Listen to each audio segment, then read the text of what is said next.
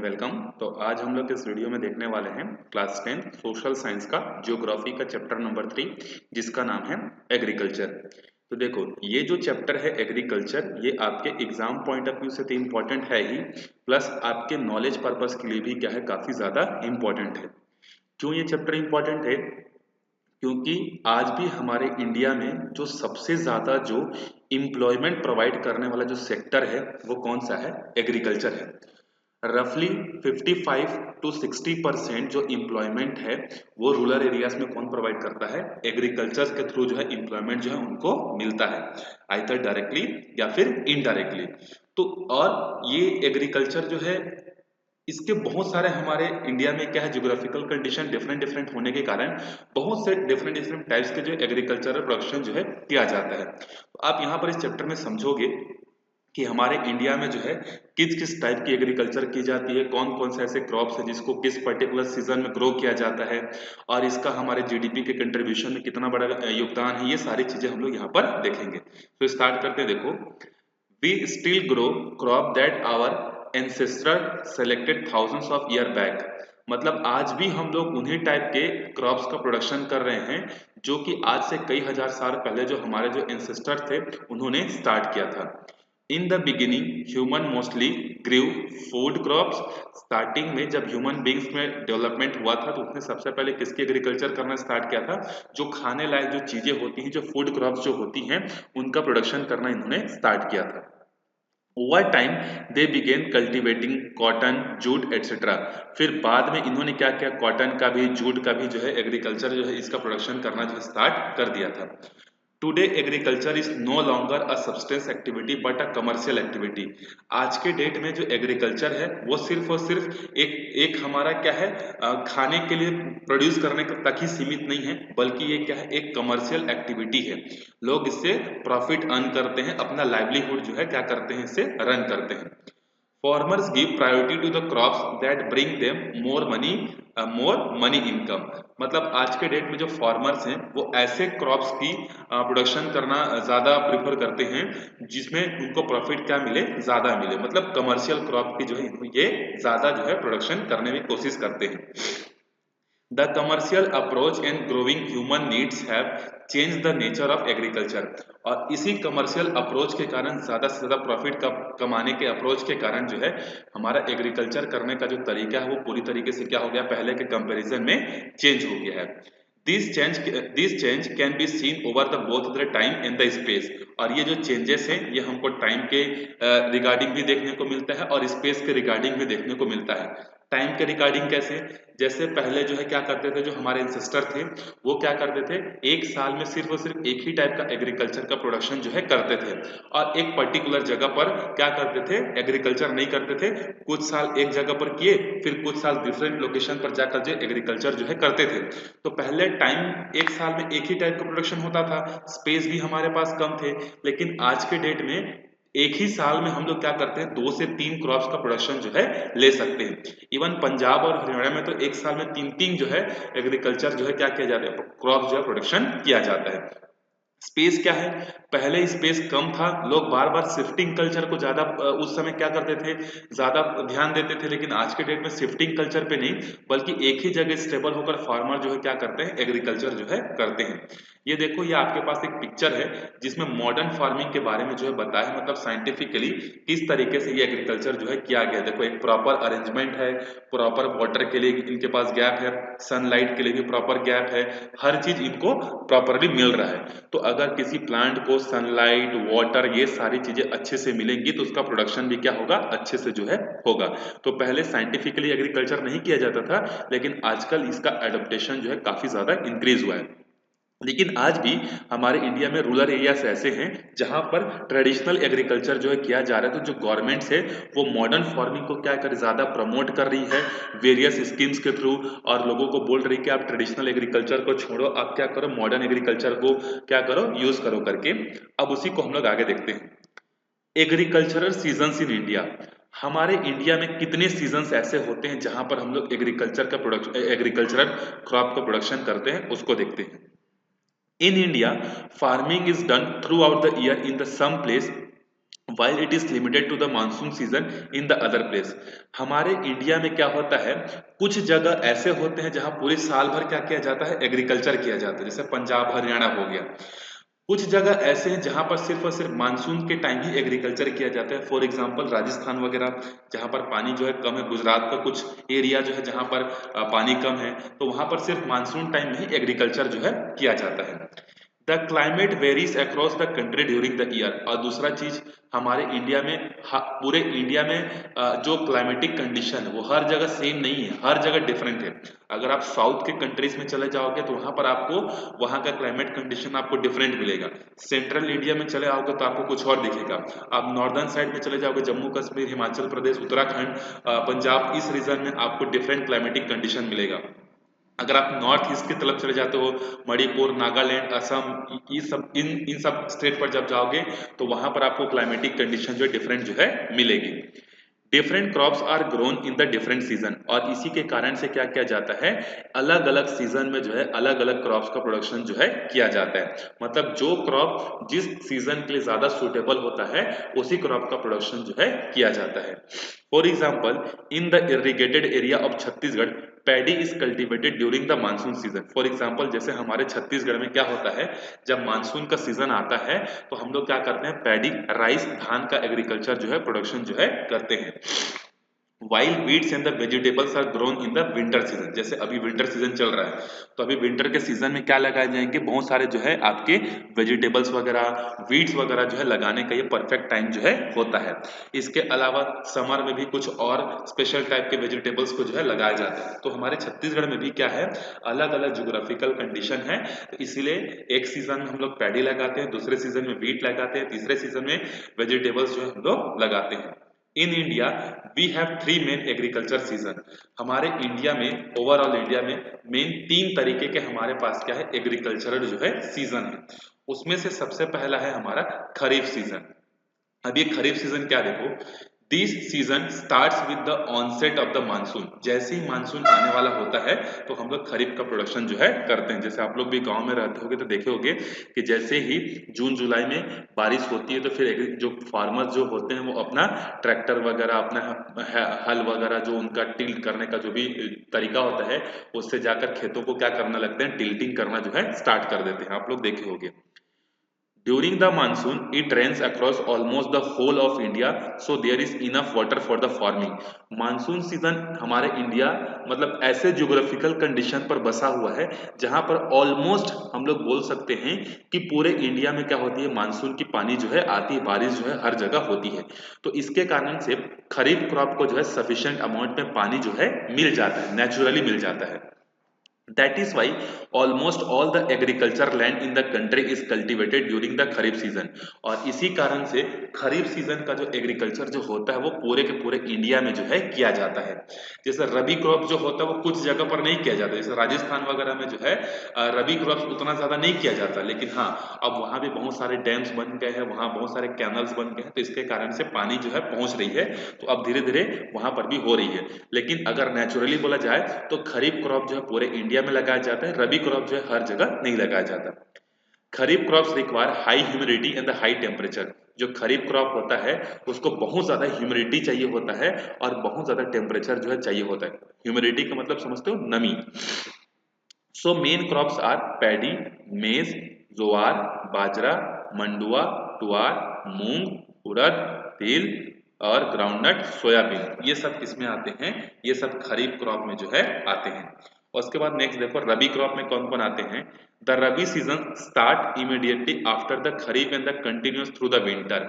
जैसे ही खरीफ जो क्रॉप्स होते हैं उनकी कटिंग की जाती है, उनकी हार्वेस्टिंग की जाती है, उसके जस्ट बाद जो है रबी क्रॉप का जो है सीजन जो है स्टार्ट हो जाता है। There is limited rain during this season. और आप लोगों को पता होगा इस जैसे ही अक्टूबर खत्म होता है, नवंबर महीना चालू होता है, तो जो रेन जो होता है, जो बारिश जो होती है वो क्या हो जाती है, कम हो जाती है। तो अब इसको तो पानी चाहिए लेकिन नेचुरली पानी नहीं मिलता है, तो जो फार्मर्स जो होते हैं वो क्या करते हैं, इरिगेटेड लैंड मतलब ट्यूबवेल हो गया या कुछ और रिवर्स वगैरह हो गया, कैनल वगैरह के पानी को जो है क्या करते हैं, रबी क्रॉप्स के लिए जो है यूज करते हैं। Land that has a high moisture content, hence the area sown in Rabi much lower compared to the खरीफ। अब देखो खरीफ में क्या होता है, पूरे इंडिया के सब पार्ट में पानी मिल जाता है तो खरीफ का प्रोडक्शन ज्यादा होता है, लेकिन रबी का जो प्रोडक्शन है उसमें पानी हर जगह अवेलेबल नहीं रहती है। कुछ कुछ जगह जैसे सेंट्रल इंडिया हो गया, मध्य प्रदेश हो गया, छत्तीसगढ़ हो गया, इवन आपका उड़ीसा हो गया, यहाँ पर सफिशिएंट अमाउंट में वाटर मिलता है, इसीलिए यहाँ पर रबी क्रॉप की जाती है। लेकिन राजस्थान, गुजरात, महाराष्ट्र कुछ ऐसे रीजन्स हैं जहाँ पर रबी के लिए पानी सफिशिएंट अमाउंट पे नहीं मिल पाता, इसीलिए वहाँ पर रबी क्रॉप जो है नहीं उगाया जाता है। The crops grown in this season are frost resistant. They include wheat, barley, repressed, तोरिया जिसको बोलते हैं, मस्टर्ड, फ्लैक्सीड, अलसी, मसूर, ये सारी चीजें जो है इस समय में जो है उगाई जाती है। In place where irrigation is available or where there is some rain during the rabi, paddy is also cultivated। मैंने आपको बताया था जब मैंने असाइनमेंट सॉल्व कर रहा था तो मैंने बताया था कि जो रबी क्रॉप्स जो होते हैं, रबी क्रॉप्स मतलब ऐसे जगह भी मतलब देखो जो पैडी जो होता है वो बेसिकली मेन बिलोंग करता है खरीफ सीजन का वो क्रॉप है, लेकिन जहां पर सफिशिएंट अमाउंट में पानी अवेलेबल है वहां पर पैडी को रबी सीजन में भी यूज किया जाता है। फॉर एग्जाम्पल वेस्ट बंगाल जो इसका बेस्ट एग्जाम्पल है, क्योंकि वेस्ट बंगाल में बहुत सारे रिवर्स आती हैं, वहां पर बहुत सारे रिवर्स हैं। उड़ीसा में बड़ा फेमस डैम है। अच्छा आपके लिए क्वेश्चन है, आप कमेंट करके डेफिनेटली बताना कि उड़ीसा में जो सबसे लंबा जो डैम है उस डैम का नाम क्या है। आप लोग वीडियोस को देखते हो, लाइक्स भी कम करते हो, वीडियोस को शेयर भी कम करते हो, कमेंट भी कम करते हो, तो थोड़ा सा आप क्या करो, ये चीजें जो है थोड़ा सा बढ़ाओ ताकि मेरे को भी कमेंट पढ़कर लाइक का रेट देखकर अच्छा लगा और मैं भी मोटिवेट होकर आपके लिए इस तरीके से वीडियोस जो है लाते जाऊं। तो प्लीज आप लोग ये चीज कीजिए। तो समझ में आ गया आपको रबी में भी क्या होता है, पैडी का एग्रीकल्चर जो है किया जाता है। जैसे वेस्ट बंगाल जो है वो राइस के प्रोडक्शन में, पैडी के प्रोडक्शन में सबसे फर्स्ट नंबर पर है। अब तीसरा देखो जो एग्रीकल्चरल जो तीसरा है वो क्या है, जायद। This agriculture season begin when winter ends, जब मतलब जो हमारे ठंडी होता है, मानसून मतलब जो ठंड का सीजन जो खत्म होने वाला रहता है, मतलब मार्च के आसपास, मार्च और अप्रैल के आसपास जो है इसका एग्रीकल्चर का प्रोडक्शन जो है किया जाता है। It is the season of summer crop, ये बेसिकली समर में आता है। When there is no rainfall no most of the land is left uncultivated है।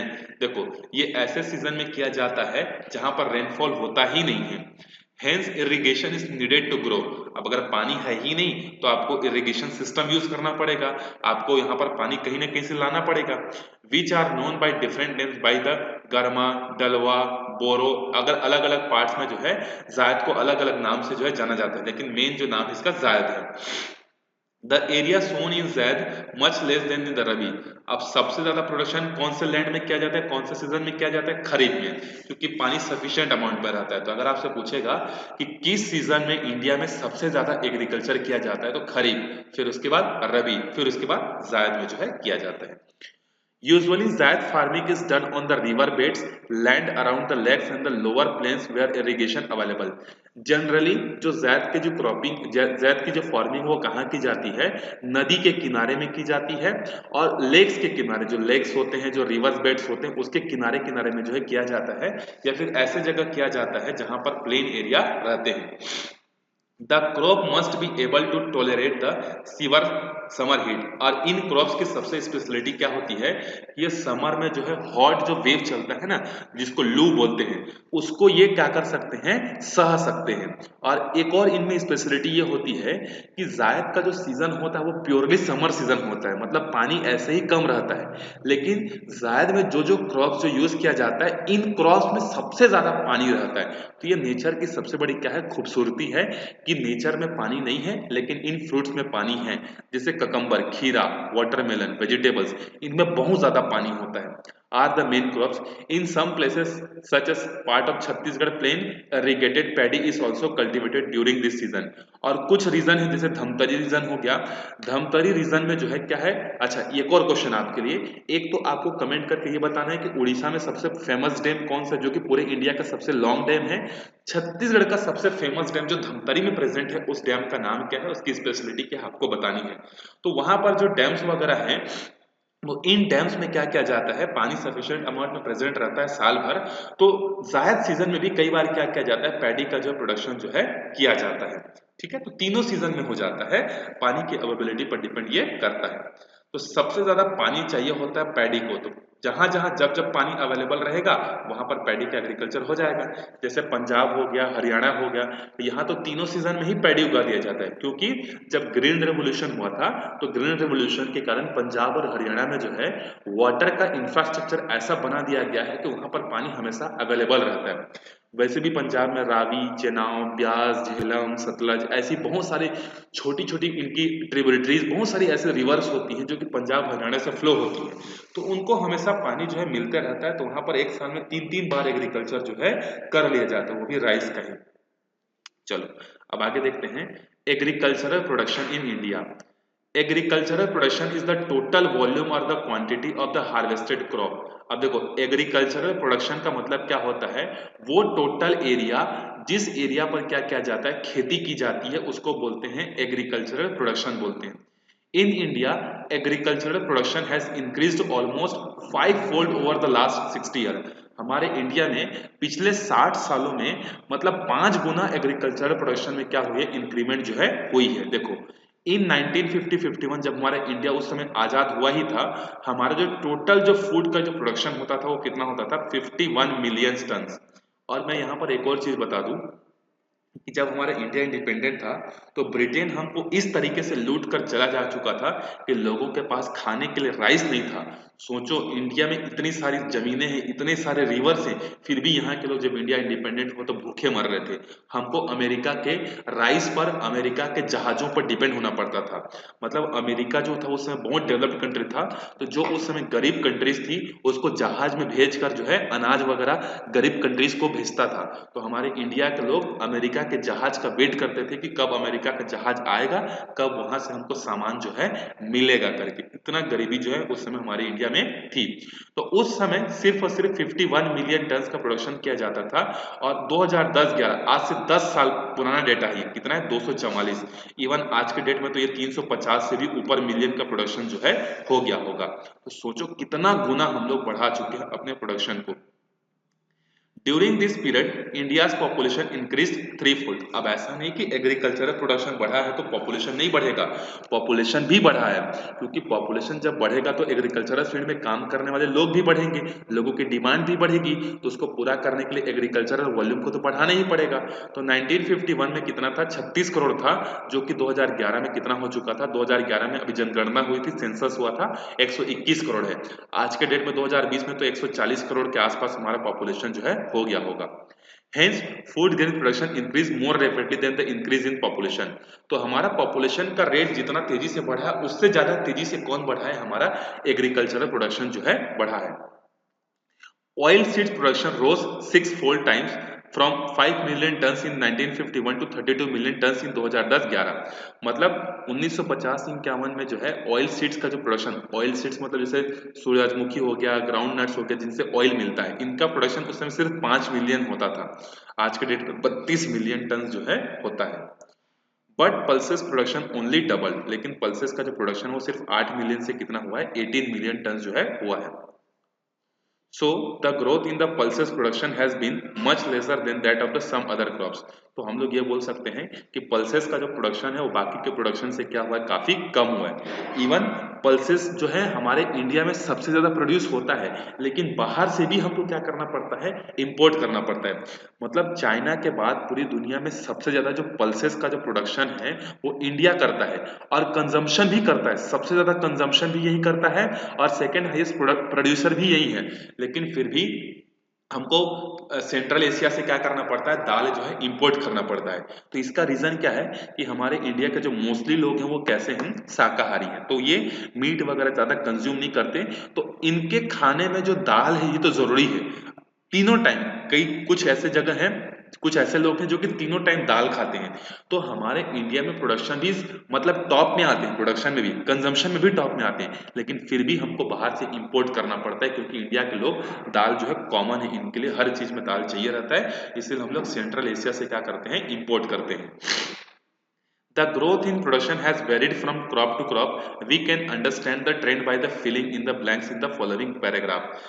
हर क्रॉप का प्रोडक्शन जो है डिफरेंट डिफरेंट तरीके से जो है इंक्रीज जो है हुआ है। जैसे आप एक टेबल देखो कि ये देखो, ये आपको मैं समझा रहा हूँ, ये देखो ये है पैडी, और ये जो ग्रीन वाला ये ब्लू वाला जो कॉलम है ये 1950 और 1951 का है, और ये जो रेड वाला कॉलम है 2010 और 2011 का है। तो देखो पहले पैडी का प्रोडक्शन सिर्फ इतने वॉल्यूम पर होता था, ऑलमोस्ट 10 के वॉल्यूम पर होता था। आज के डेट में देखो ये 96 97 के पहुंच चुका है। वीट का प्रोडक्शन देखो कितना इंक्रीज हो चुका है। ज्वार में ज्यादा इंक्रीमेंट नहीं हुआ है, देखो पहले इतना था, अभी थोड़ा सा बस बढ़ा है।